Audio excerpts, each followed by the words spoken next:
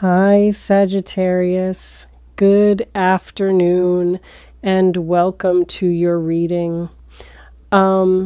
This reading already has my full attention, and honestly, this feels like a really important message. Let's see what the cards have to say. You did something, and I don't think you fully understand what it set in motion. You might think you do. You might have a version of events in your head that feels complete, a version where you made a choice and the choice had consequences and the consequences were proportional and contained and limited to the immediate situation. But that version is wrong. Not because the facts are incorrect, but because the scale is off. What you did, the thing you said, or the boundary you drew, or the decision you made, or the silence you chose, or the door you walked through, or the door you refused to walk through, whatever it was, it didn't just affect the situation. It detonated the foundation of someone's entire world. And they are standing right now in the rubble of an existence that, until you did what you did, felt stable and predictable and under their control. It doesn't feel that way anymore because of you. Specifically, precisely, undeniably because of you. And the most disorienting part for them, the part that they keep circling back to in their mind with a bewilderment that borders on vertigo, is that they never saw it coming. Not from you, from anyone else maybe, but not from you. You were the last person on earth they expected this from. And the fact that it came from you, from the one person they thought they could predict, the one person they believed they had figured out, the one person whose behavior they felt confident enough to take for granted, that fact has shattered something in them that goes far deeper than the event itself. It has shattered their ability to trust their own judgment. Because if they were wrong about you, what else are they wrong about? And that question is eating them alive.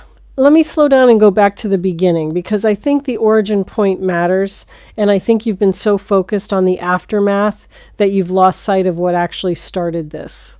There was a version of you that this person believed in, not the real you.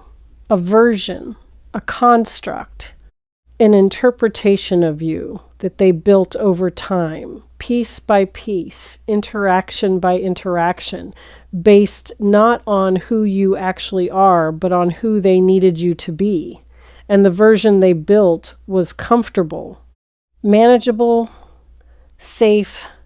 In their version, you were the one who would always accommodate, the one who would bend, the one who would absorb the impact of their choices without complaint and continue showing up with the same steady, reliable, almost frustratingly consistent energy that they had come to depend on, the way a person depends on gravity, without gratitude, without acknowledgement, without even the basic awareness that what they were depending on was not guaranteed. They built an entire life on the assumption of your compliance, not consciously, not with the deliberate intention of exploiting you. More like the way someone builds a house on a piece of land without checking whether the land is stable. They just assumed it was because it had always been, because the ground had never shifted before. Because you had given them no reason across the entire history of your connection to believe that the ground would ever shift. And so they built expectations on top of your reliability. They built plans on top of your flexibility.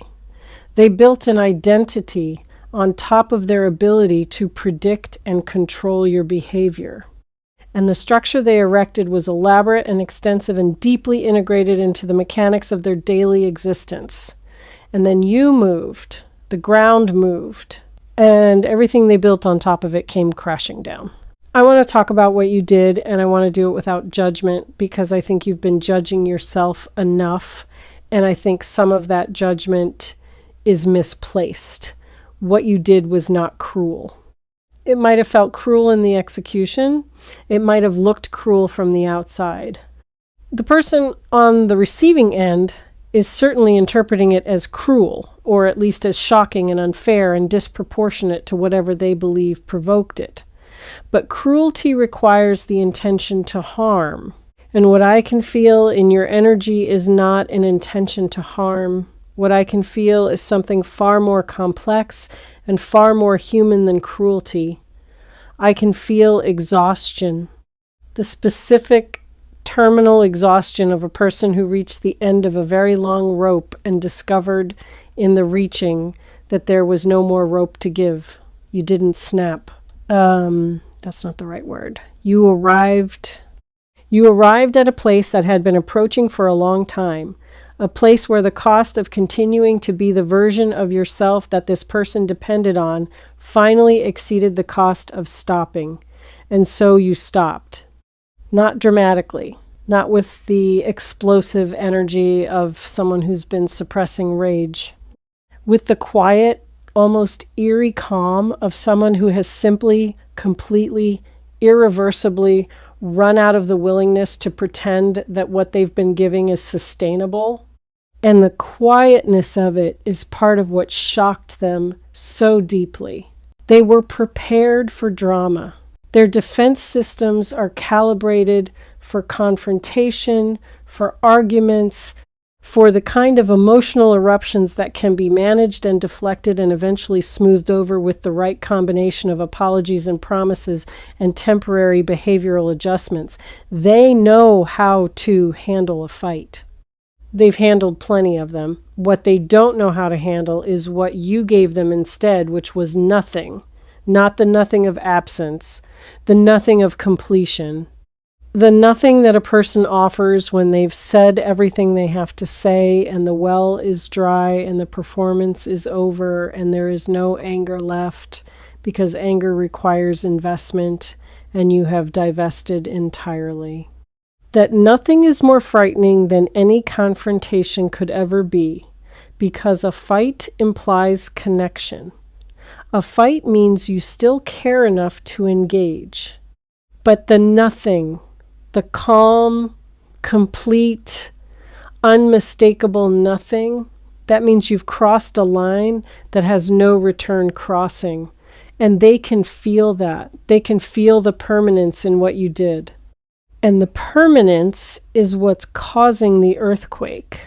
Now, I want to go somewhere that might be uncomfortable for you because I think there's a part of this you haven't fully examined. You knew this would hurt them. Not in the sadistic, I want them to suffer way. In the clear-eyed, I understand the consequences and I'm choosing this anyway way. You knew that what you were about to do would cause disruption. You knew the version of you they depended on was load-bearing, and removing it would collapse things. And you did it anyway. And the fact that you did it anyway, knowing the impact, knowing the cost, knowing the hurt, is something you've been sitting with in the quiet of your own conscience, turning it over, examining it for evidence of selfishness or malice, wondering whether the justified feeling you carried during the act was genuine justification or self-serving rationalization dressed up as empowerment. I want to put that internal trial to rest. What you did was not selfish. Selfishness is the prioritization of your own comfort at the expense of someone else's well-being. What you did was the prioritization of your own survival at the expense of someone else's comfort. And those are two fundamentally different things. You were not choosing luxury over their need. You were choosing oxygen. You were choosing the basic, non-negotiable, essential requirement of being able to exist inside your own life without the constant hemorrhage of energy required to maintain a role that was slowly, systematically, almost imperceptibly killing the person underneath it. You didn't leave someone stranded for your own amusement. You stopped drowning so that someone else could continue floating on your body. The fact that your body was the raft they were using doesn't make you obligated to keep sinking. But I also want to honor the complexity of what you're feeling, because I don't think it's simple, and I don't think it should be reduced to a simple narrative of empowerment versus guilt. There is grief in you. Real, legitimate, uncomplicated grief for the pain you caused. Not guilt, grief. Guilt says I did something wrong. Grief says I did something necessary that hurt someone I care about, and the necessity doesn't erase the hurt, and the hurt doesn't invalidate the necessity, and I have to hold both of those truths simultaneously, and the holding is heavy. That's where you are, in the heavy holding. And I want you to know that the heaviness is not a sign that you made the wrong choice. It's a sign that you made a real one. Easy choices don't generate grief. Only the choices that cost something generate grief. And the cost of what you did is the knowledge that your liberation came at the price of someone else's stability. That's a real cost. You don't have to pretend it isn't. You just have to be clear with yourself and with the universe that the cost was one you were willing to pay, because the alternative was a different kind of cost, slower and less visible, but ultimately more devastating. The cost of losing yourself entirely inside a role that was never meant to be permanent. Let me turn now to what's actually happening inside the person whose life you've shaken, because I think you need to see it, not to feel guilty, not to feel validated, to understand, because understanding is the only thing that prevents this situation from calcifying into a narrative of heroes and villains, and the truth is too nuanced for that framework. The truth requires you to hold this person's pain alongside your own liberation and see both as valid, both as real, both as deserving of compassion. This person is in shock, genuine, physiological, cognitive shock. Their brain is doing the thing that brains do when the model of reality they've been operating on is suddenly invalidated. It's cycling, running the same loop over and over, replaying the moment it happened, examining every detail, every word, every microexpression, every tonal shift, searching desperately for the warning signs it missed.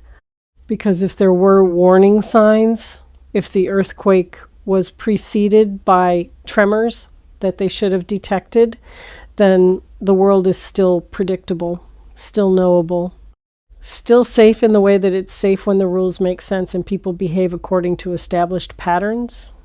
But if there were no warning signs, if you truly did this without precedent, if the you they thought they knew is simply not the you that exists, then the world is not safe. The rules don't work.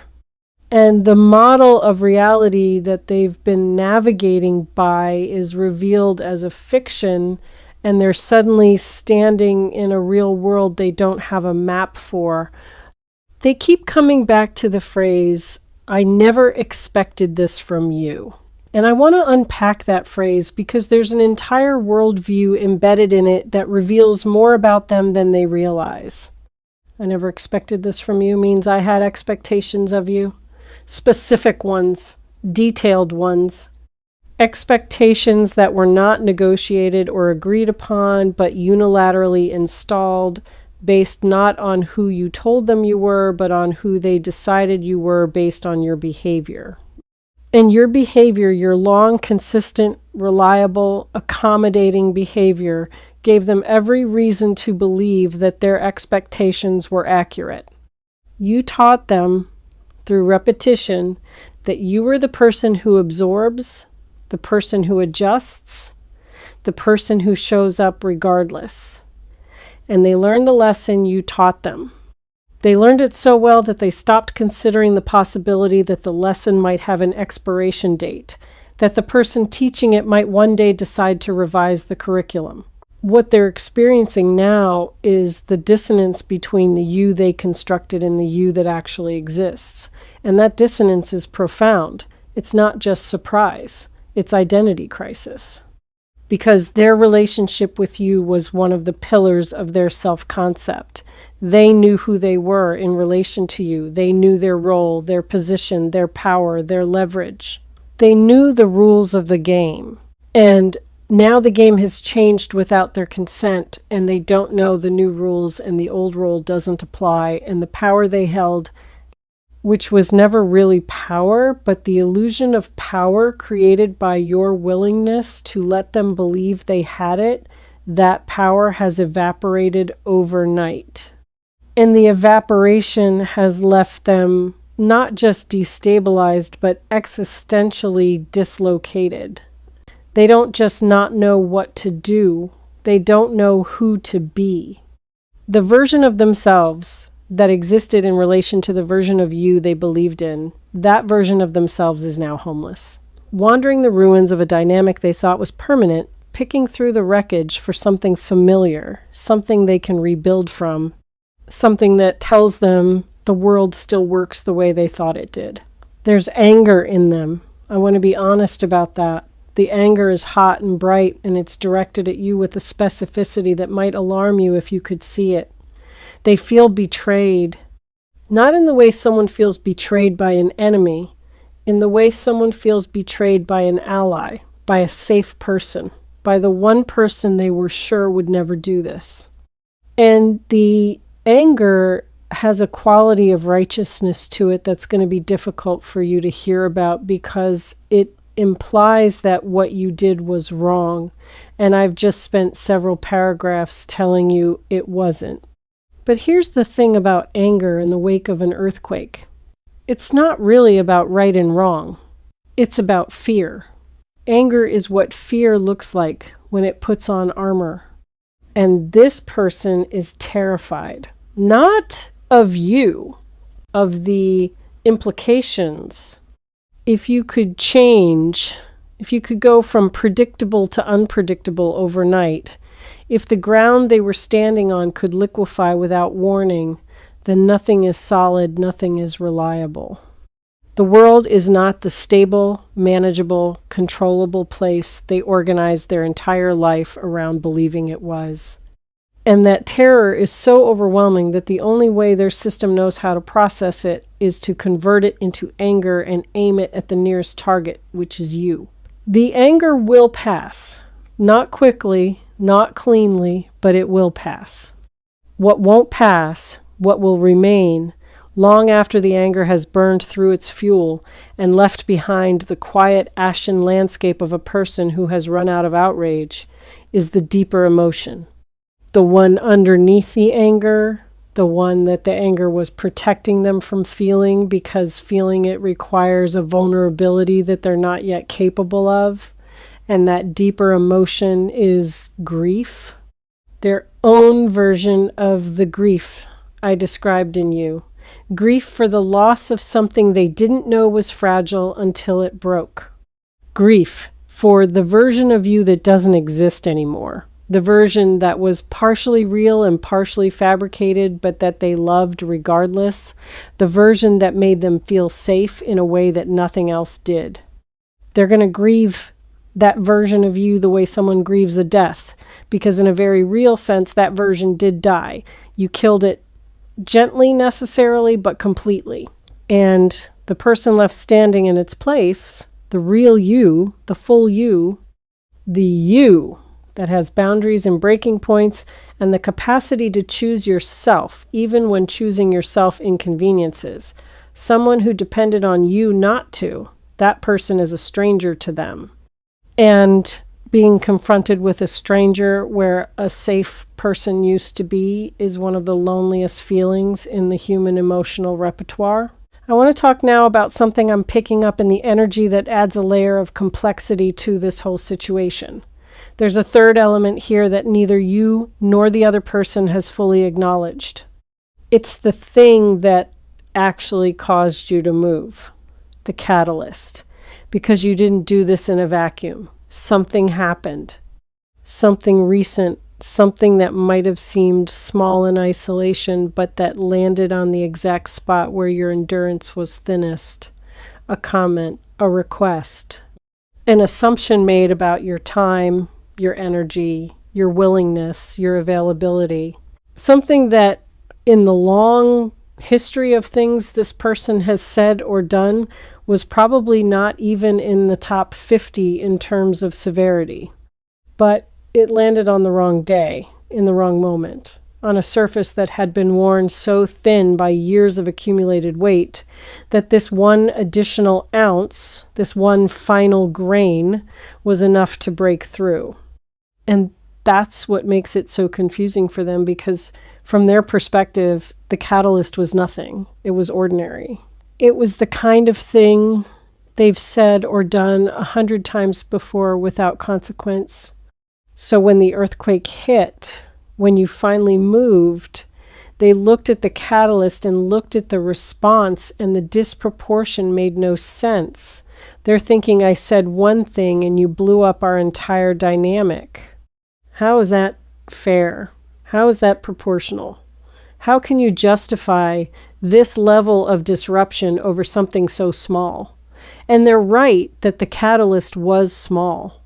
What they don't see, what they have never been willing to see, is that the catalyst was not the cause.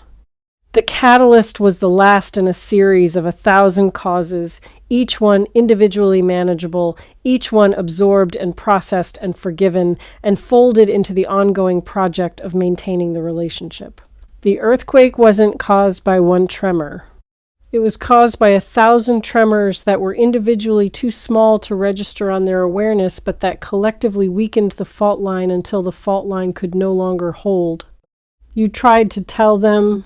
This is the part that I think is hardest for you, the part that generates the most frustration when you look back at the history of this connection. You tried.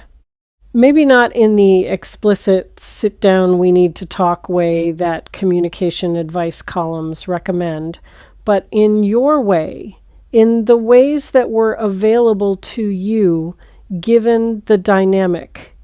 You dropped hints, you expressed discomfort in indirect ways. You showed through shifts in your energy, your enthusiasm, your availability that something was off. You gave them the emotional equivalent of a check engine light, and they drove right past it again and again and again. Not because they're stupid, because the narrative they'd built about you didn't include the possibility of a check engine light. In their model, you didn't have an engine that could break down. You were perpetual motion, self-sustaining, maintenance-free. And so the signals you sent were filtered through a model that couldn't accommodate them, and the model won, and the signals were dismissed. And the engine kept running on fumes until the fumes ran out and the engine stopped. And the silence that followed was the most eloquent communication you ever made, because it was the one they couldn't dismiss. Let me tell you something about the aftermath that's unfolding right now, because the energy is very active, and I think you need to see the full scope of what your action set in motion. This person is not just processing an emotional event. They are undergoing a forced reorganization of their entire relational framework, because you were not the only person in their life they had this dynamic with. You were the template, the original model, the prototype for a pattern of relating that they replicated across multiple connections, the way they treated you, the assumptions they made about your limitless capacity, the unconscious entitlement to your energy and your accommodation. That wasn't unique to you. That was their style, their default mode of connecting. And when you shattered the template, the shockwaves didn't just affect your relationship, they traveled through the network. They reached every other connection that was built on the same assumptions, the same entitlements, the same unconscious belief that other people's compliance is permanent and unconditional and can be withdrawn from indefinitely without ever depleting the account. Other people in their life are going to feel the effects of what you did, not directly, indirectly, because this person, shaken by your unexpected earthquake, is now looking at every other relationship through the lens of, what if they do it too? What if the other people I take for granted also have breaking points I can't see? What if the ground I'm standing on in every area of my life is just as unstable as the ground that collapsed beneath me when this person moved? That paranoia, if you can call it that, is actually the beginning of awareness. It's the crack in the door of a consciousness that was previously sealed shut against the possibility that other people are not extensions of your will, but autonomous beings with their own limits and their own rights and their own irreducible humanity that exists independently of your narrative about them. You started something. What you did wasn't just an act of personal liberation. It was an act of disruption in a system that needed to be disrupted. And the disruption, as painful as it is for everyone involved, is doing something that years of subtle communication and gentle boundary setting couldn't accomplish. It's making this person see not everything, not yet, but the first layer, the outermost shell of an awareness that, if they're willing to follow it inward, leads to a profound reckoning with the way they've been showing up in relationships for their entire adult life. Now, I want to come back to you because there's something happening in your energy that I want to address, and I think it's a critical piece of your journey right now. You're in a strange emotional territory, a territory that doesn't have a name. It's not relief, although there are elements of relief in it. It's not triumph, although there's a faint undercurrent of something that resembles satisfaction. It's not guilt, although the guilt keeps trying to move in. It's something else. Something that feels like standing in a room that you just emptied of all its furniture. The room is yours. You chose to empty it. You needed to empty it. The furniture was suffocating you. But now that it's gone, the room is so bare and so echoey and so unfamiliarly open that you don't quite know what to do with yourself inside it. You keep walking to the spots where the furniture used to be and reaching for things that aren't there anymore. Habits of accommodation, reflexes of caretaking, the automatic impulse to check on this person, to smooth things over, to manage their emotional response to your action, the way you've been managing their emotional responses for as long as you can remember. Those impulses are going to persist for a while. They're not signs that you made the wrong choice. They're the phantom limb sensations of an amputated dynamic. You cut something off. Something that was alive and connected and deeply integrated into your neural pathways. And the brain doesn't immediately update its wiring to reflect the new reality. It keeps sending signals to the missing limb. Keep reaching for the absent furniture. It takes time for the internal map to match the external landscape. Be patient with yourself during this recalibration. You might catch yourself halfway through composing a conciliatory message before you remember that conciliation is no longer your job. You might feel a surge of anxiety when you think about what this person is feeling before you remember that their feelings, while valid, are not your responsibility to manage. You might wake up in the middle of the night with a lurching, panicky sensation that you've done something terrible before your waking mind catches up and reminds you that what you did was necessary. These are echoes. They're the reverberations of a pattern that was so deeply established that its removal creates a kind of ringing in the emotional ears. The ringing will fade. Give it time. There's something I want to illuminate about the specific power dynamic that existed between you and this person, because I think seeing it clearly will help you resist the gravitational pull of the old pattern. The dynamic was built on an unspoken contract, not a mutual agreement. A unilateral contract that this person drafted and you signed through your behavior, through your compliance, through your repeated demonstration that you would absorb whatever was handed to you and keep showing up. The terms of this contract were never spoken because speaking them would have revealed their absurdity. The terms essentially said, I get to be inconsistent and you have to be consistent. I get to have bad days and you have to accommodate them. I get to prioritize my needs and you have to deprioritize yours. I get to change the rules and you have to follow them. I get to take and you have to give. And if you ever stop giving, you are the one who broke the contract. Read that last line again. If you ever stop giving, you are the one who broke the contract. That's the logic this person is operating on right now. That's why they feel betrayed. In their mind, you violated an agreement. You broke a promise. You disrupted a system that was working.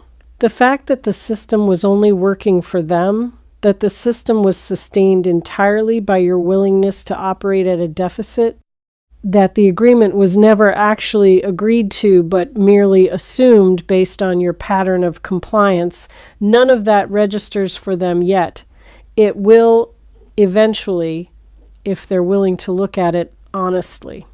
But right now, in the immediate aftermath of the earthquake, they are firmly positioned as the victim of your unprovoked disruption.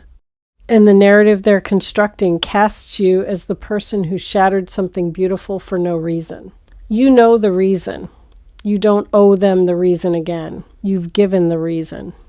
In 100 different ways, in 100 different moments, through 100 different signals that they chose not to receive. The reason is not new information. The reason is information they declined to process when processing it would have been inconvenient. And now, faced with the consequence of their own selective attention, they're rewriting history to position themselves as the blind-sided innocent rather than the willfully unseeing participant. That rewrite is their defense mechanism. It's how they protect themselves from the much more painful truth, which is that they saw the signals and ignored them because ignoring them was easier than changing.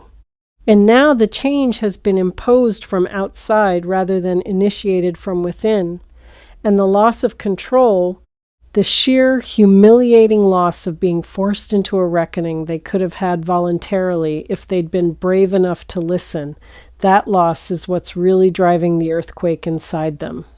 I need to tell you something about what's coming next in this dynamic because the energy is very clear about the trajectory, and I think forewarning serves you. This person is going to attempt to pull you back. Not immediately. First, they'll go through the anger and the shock and the disbelief.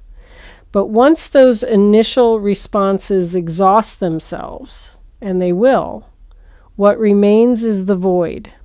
The U-shaped void in their daily existence. And the void is going to be unbearable. Not because they love you, although they do in their way, because the void exposes them to themselves. Without you as a buffer, without your accommodating presence to absorb their rough edges and reflect back a manageable version of who they are, they're going to be confronted with the unfiltered version. And the unfiltered version is someone they don't particularly want to sit with, someone whose tendencies and patterns and default behaviors, when not softened by your presence, are sharper and more abrasive than they're comfortable acknowledging. The pullback attempt is going to come disguised as something reasonable. They're smart enough to know that showing up with "I need you back" would be too transparent, so they'll find a pretext. A practical matter that requires your input. An emotional appeal framed as concern for your well-being rather than theirs. A sudden, conveniently timed crisis that seems to necessitate exactly the kind of support you used to provide, or, most insidiously, an apology. Not the real apology that you deserve, the one that demonstrates genuine understanding of the dynamic and genuine willingness to restructure it. A strategic apology. The kind that says enough of the right words to create a doorway back to the old pattern without actually committing to the kind of deep, uncomfortable, identity-level change that would make the old pattern unnecessary. I'm not telling you how to respond to the pullback.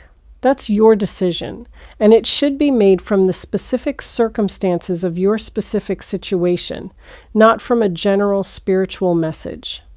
But I am telling you to recognize it for what it is when it comes, to see the pretext beneath the pretext, to feel the energy behind the words and check it against the energy of the dynamic as it existed before you moved. Does this feel like genuine change or like a sophisticated version of the same old pattern? Does this apology land in your body as real or as performance? Does this person's energy feel like someone who has genuinely reckoned with their part in the dynamic, or like someone who is simply willing to say whatever is necessary to restore the arrangement that benefited them? Your body will know. Your body has always known.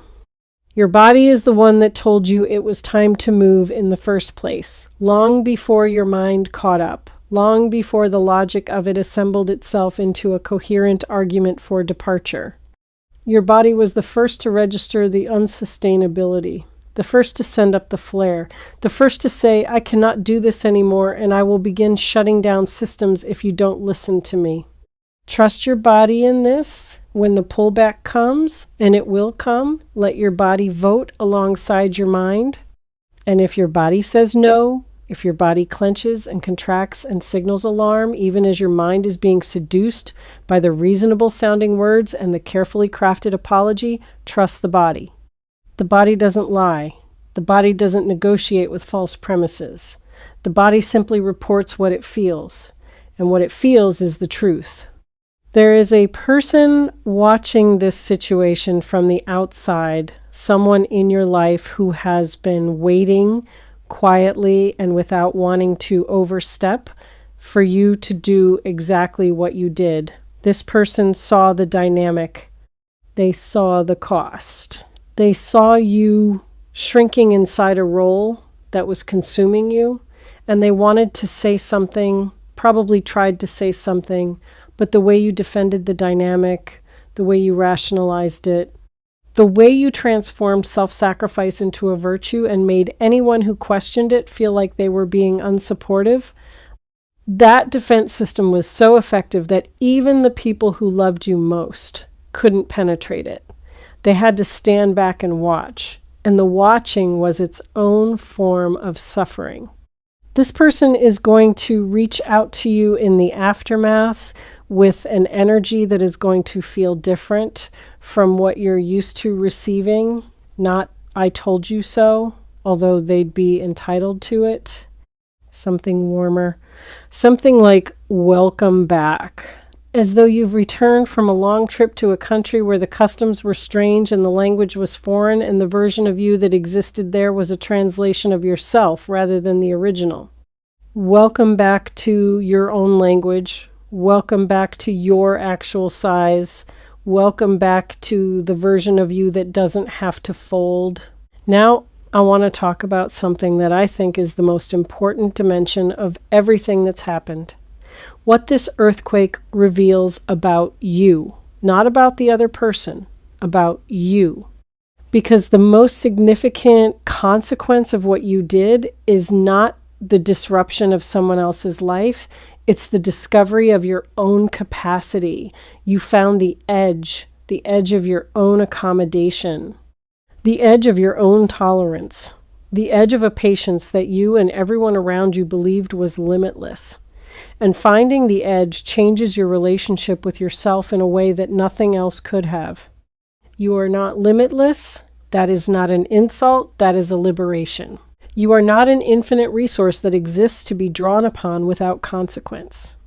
You are a finite, bounded, beautifully limited human being with a specific amount of energy and a specific amount of tolerance and a specific amount of give before the giving becomes taking from yourself.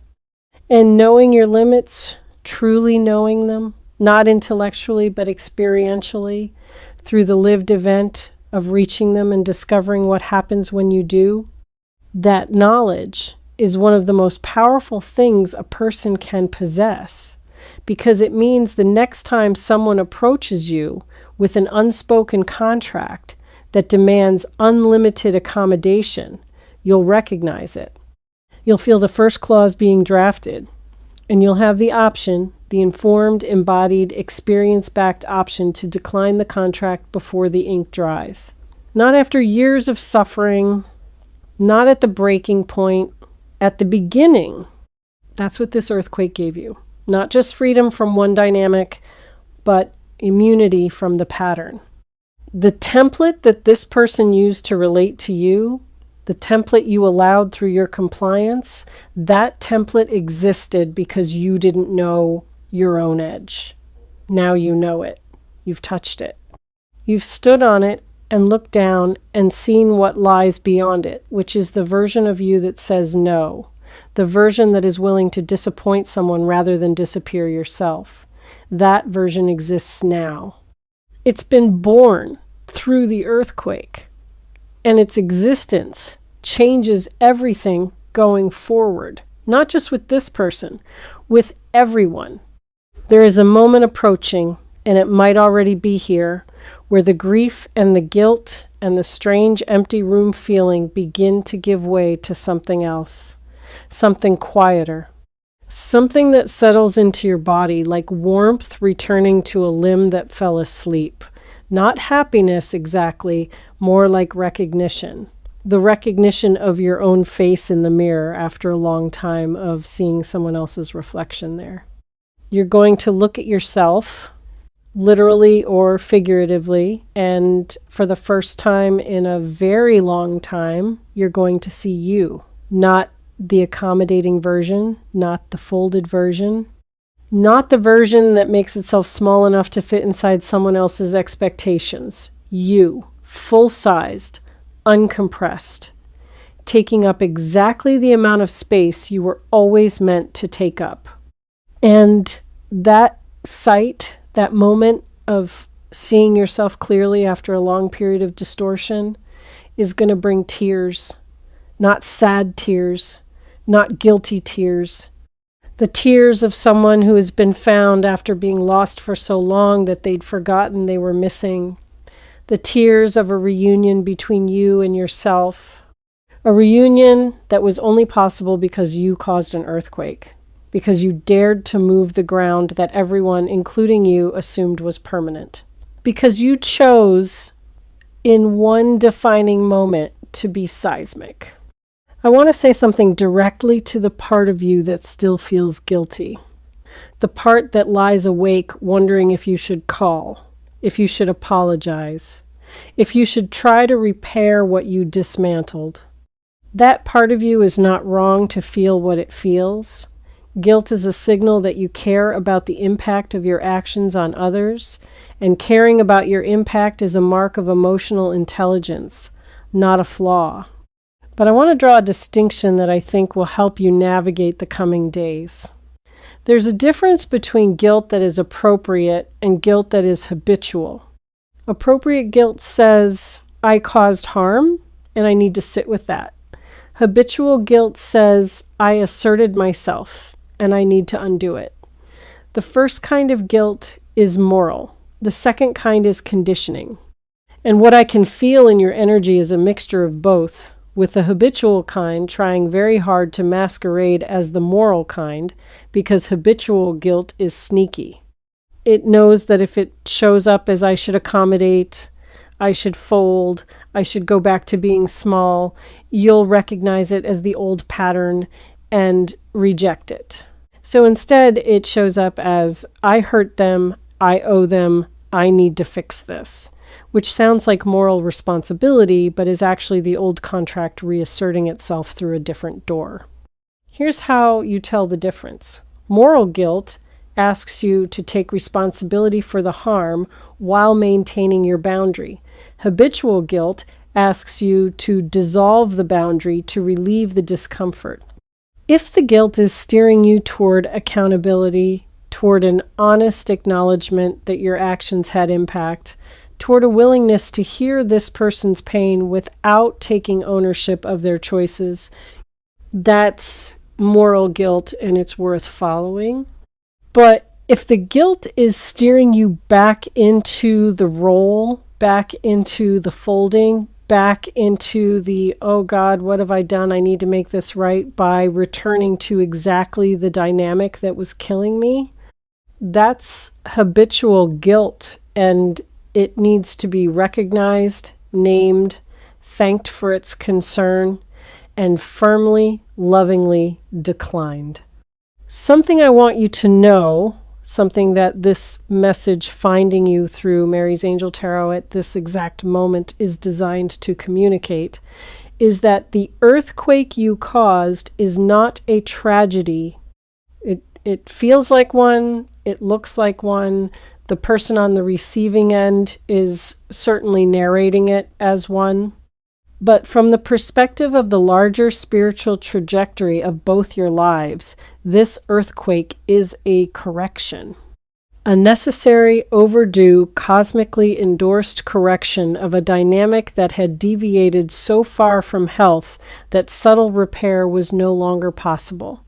The system didn't need adjustment, it needed disruption.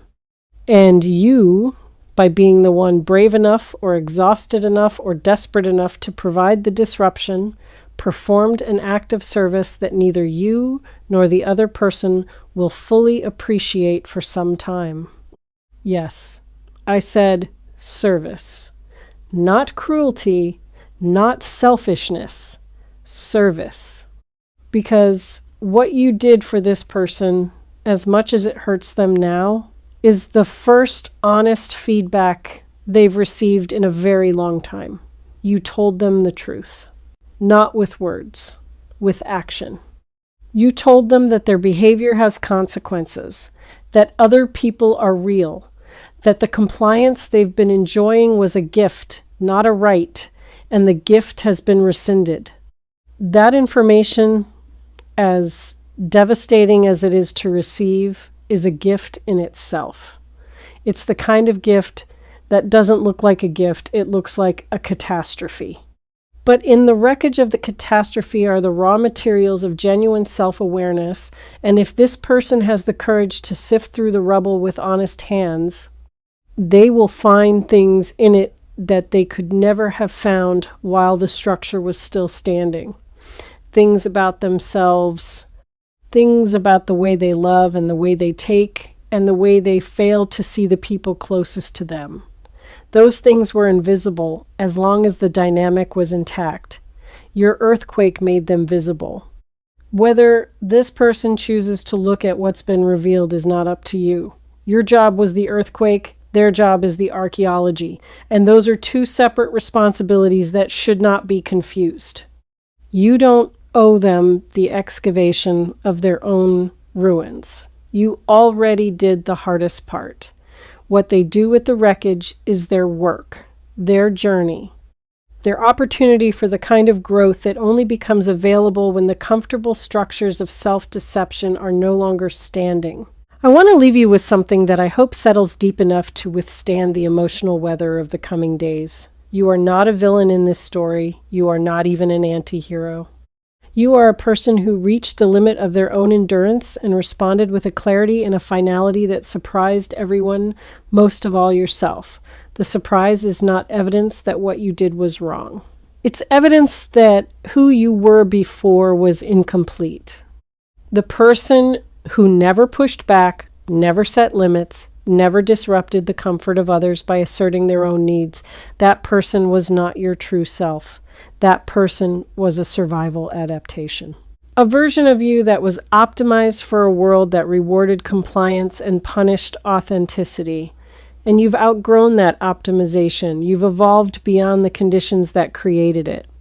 And the earthquake, the beautiful, terrible, necessary earthquake, is the sound of evolution happening in real time. The ground you shook needed shaking. The person you shocked needed shocking.